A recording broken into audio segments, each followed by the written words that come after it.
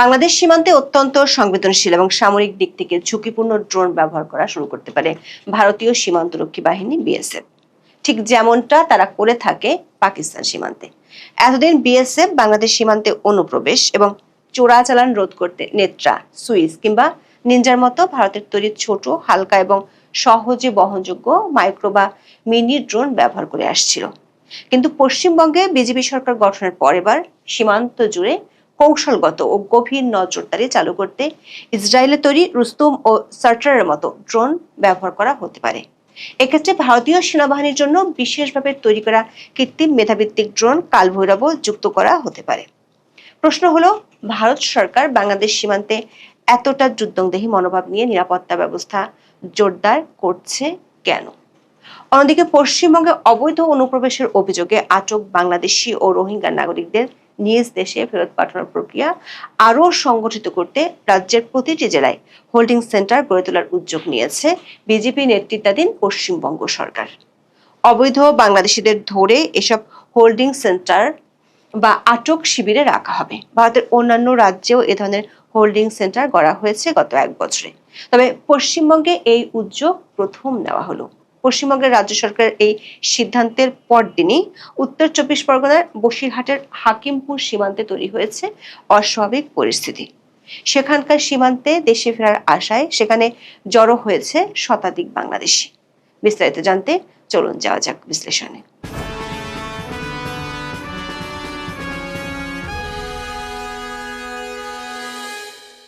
এতদিন পাকিস্তান ও বাংলাদেশ সীমান্তে ভারতের নিরাপত্তা ব্যবস্থা ছিল সম্পূর্ণ ভিন্ন। দুই সীমান্তের ভূপ্রকৃতি, রাজনৈতিক সম্পর্ক এবং ভারত যে ধরনের ঝুঁকির মুখোমুখি হতো তার উপর ভিত্তি করে ভারত সরকার দুই সীমান্তে ভিন্ন কৌশল, ভিন্ন সমরাস্ত্র এবং ভিন্ন মাত্রার কড়াকড়ি আরোপ করত। দুই সীমান্তে ভারতের বর্ডার সিকিউরিটি ফোর্স বা বিএসএফ নির্দিষ্ট কিছু মডেলের দেশীয় ও আমদানিকৃত ড্রোন এবং অ্যান্টি ড্রোন সিস্টেম ব্যবহার করে আসছে। ভারত সরকার বর্তমানে দুই সীমান্তে স্মার্ট বর্ডার প্রকল্প বাস্তবায়ন করছে। সংবাদ সংস্থা পিটিআই লিখেছে, এই স্মার্ট বর্ডার প্রকল্পে প্রযুক্তি, ড্রোন, রাডার এবং স্মার্ট ক্যামেরা ব্যবহার করা হবে, যা একটি দুর্ভেদ্য সীমান্ত তৈরি করতে সাহায্য করবে। বিডি নিউজ 24 এর খবরে বলা হয়েছে, বাংলাদেশ ও পাকিস্তানের সঙ্গে থাকা 6000 কিলোমিটার সীমান্তকে সম্পূর্ণ দুর্ভেদ্য করতে স্মার্ট নিরাপত্তা গ্রিড বা স্মার্ট ওয়াল নির্মাণের ঘোষণা দিয়েছে দেশটির কেন্দ্রীয় স্বরাষ্ট্রমন্ত্রী অমিত শাহ। অমিত শাহ সম্প্রতি দেশটির সীমান্তরক্ষী বাহিনীর এক অনুষ্ঠানে এই ঘোষণা দিয়েছেন। স্মার্ট নিরাপত্তা গ্রিড বা স্মার্ট ওয়াল হলো অত্যাধুনিক প্রযুক্তির সমন্বয়ে গড়ে তোলা এমন এক সমন্বিত সীমান্ত প্রতিরক্ষা ব্যবস্থা যা কৃত্রিম বুদ্ধিমত্তা বা এআই, সেন্সর এবং আধুনিক যোগাযোগ প্রযুক্তির নেটওয়ার্ক। এটি কোনো একক প্রযুক্তি নয়, বরং অনেকগুলো আধুনিক প্রযুক্তির এমন শক্তিশালী নেটওয়ার্ক যা 24 ঘন্টা সীমান্তের উপর নজরদারি করে। এই গ্রিডের মূল উপাদানগুলোর মধ্যে থাকে থার্মাল ও ইনফ্রারেড ক্যামেরা, স্মার্ট রাডার ও মোশন সেন্সরের মতো প্রযুক্তি। ইতিমধ্যে যুক্তরাষ্ট্র, মেক্সিকোর সীমান্ত এবং ইউরোপের কয়েকটি দেশের সীমান্তে অনুপ্রবেশ রুখতে এই প্রযুক্তি ব্যবহৃত হচ্ছে। পাকিস্তানের সঙ্গে সীমান্তের কিছু অংশে ভারত আগে স্মার্ট বর্ডার সিকিউরিটি গ্রিড ব্যবহার করেছে।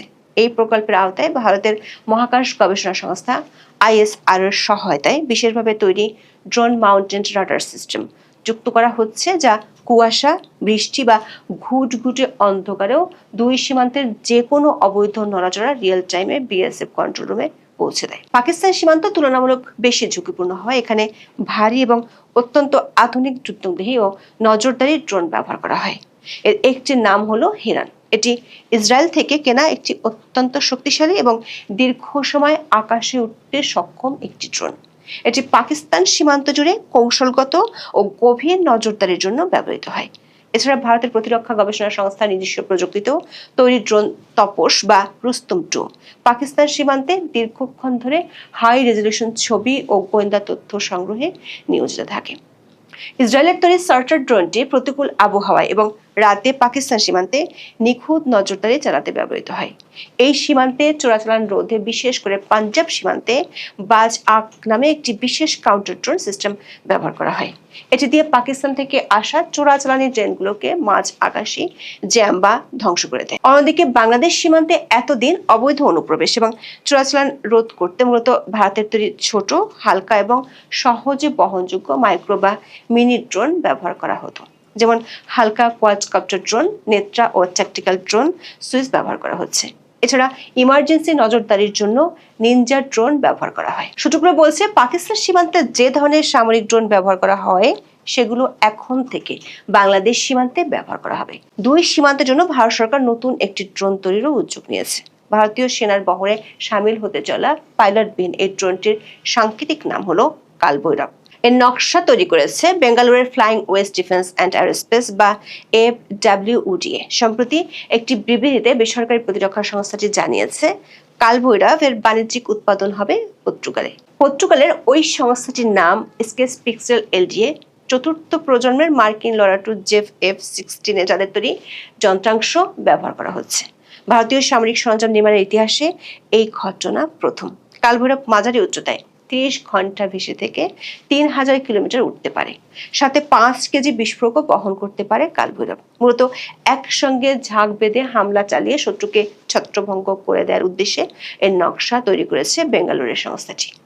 পশ্চিমবঙ্গ সহ বাংলাদেশের সীমান্ত অঞ্চলগুলোর নির্বাচনে বিজেপি একচেটিয়াভাবে জেতার পর সীমান্তে শুধু কড়াকড়ি আরোপ করেছে, সাথে নিচ্ছে এমন যুদ্ধংদেহী মনোভাব। প্রশ্নগুলো কেন? দেশের কেন্দ্রীয় স্বরাষ্ট্রমন্ত্রী অমিত শাহ মনে করেন, বর্তমান পরিস্থিতিতে শুধু প্রচলিত পদ্ধতির উপর নির্ভর করে সীমান্ত নিরাপত্তা বজায় রাখা সম্ভব নয়। সেই কারণে আধুনিক প্রযুক্তিকে কাজে লাগিয়ে সীমান্ত পাহারায় নতুন কাঠামো তৈরি করছে ভারত।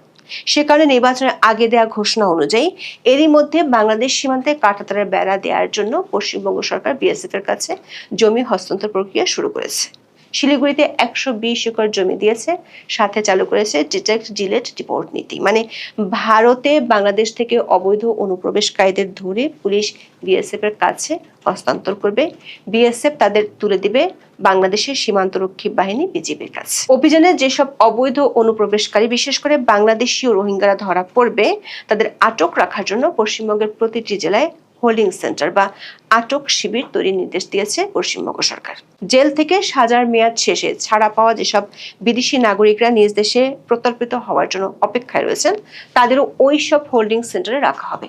BBC বাংলার খবরে বলা হয়েছে, গত সপ্তাহের শেষে রাজ্য পুলিশের কাছে পাঠানো একটি সরকারি নোটে নির্দেশ দেওয়া হয়েছে, বেআইনিভাবে দেশে বসবাসরত বাংলাদেশি ও রোহিঙ্গাদের প্রত্যর্পণ পদ্ধতি সংক্রান্ত যে নির্দেশ গত বছর কেন্দ্রীয় স্বরাষ্ট্র মন্ত্রণালয় দিয়েছিল সেই পদ্ধতি মেনে প্রতিটি জেলায় আটক হওয়া বিদেশিদের জন্য হোল্ডিং সেন্টার করতে হবে। কেন্দ্রীয় স্বরাষ্ট্র মন্ত্রণালয়ের ওই নির্দেশ মেনে ভারতের অন্য অনেক রাজ্যে হোল্ডিং সেন্টার গড়ে তোলা হয়েছে। সেখানে বাংলাদেশি এবং রোহিঙ্গা যারা অবৈধভাবে ভারতে বসবাস করছেন বলে সন্দেহ এমন অনেক মানুষকে আটক করে রাখা হয়। কালের কণ্ঠের এক খবরে বলা হয়েছে, পশ্চিমবঙ্গের রাজ্য সরকারের ঘোষণার 24 ঘন্টা না পেরোতেই অনুপ্রবেশকারী সন্দেহে 12 বাংলাদেশিকে হোল্ডিং সেন্টারে আটক রাখা হয়েছে। মুর্শিদাবাদ ও মালদা এলাকায় চালুকৃত হোল্ডিং সেন্টারগুলোতে তাদের রাখা হয়েছে।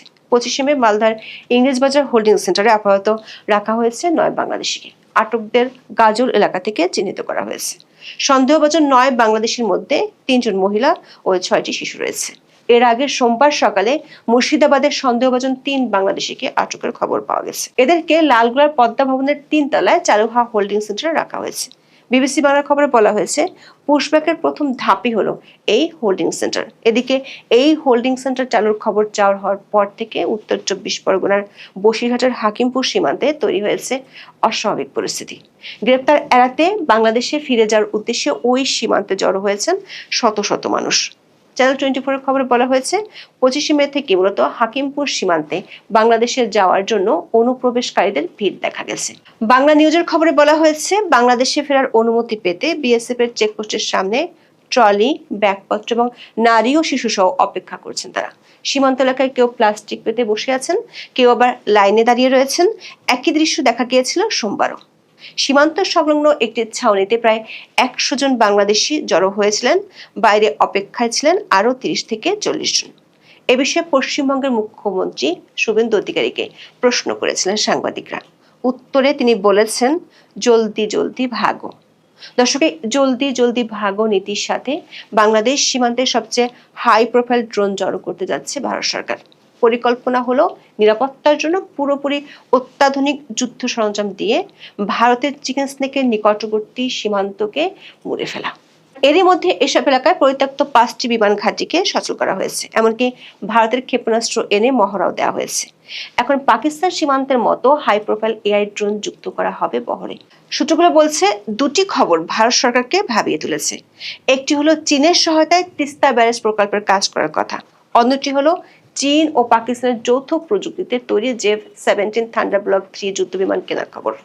ভারতের নিরাপত্তা বিশ্লেষকদের একটি অংশের বরাত দিয়ে সাউথ চায়না মর্নিং পোস্টের প্রতিবেদনে বলা হয়েছে, বাংলাদেশের সামরিক শক্তিতে চীন পাকিস্তান যৌথ প্রযুক্তির যুদ্ধবিমান যুক্ত হলে তা ভারতের পূর্বাঞ্চলের সীমান্ত কৌশলে নতুন চাপ তৈরি করতে পারে।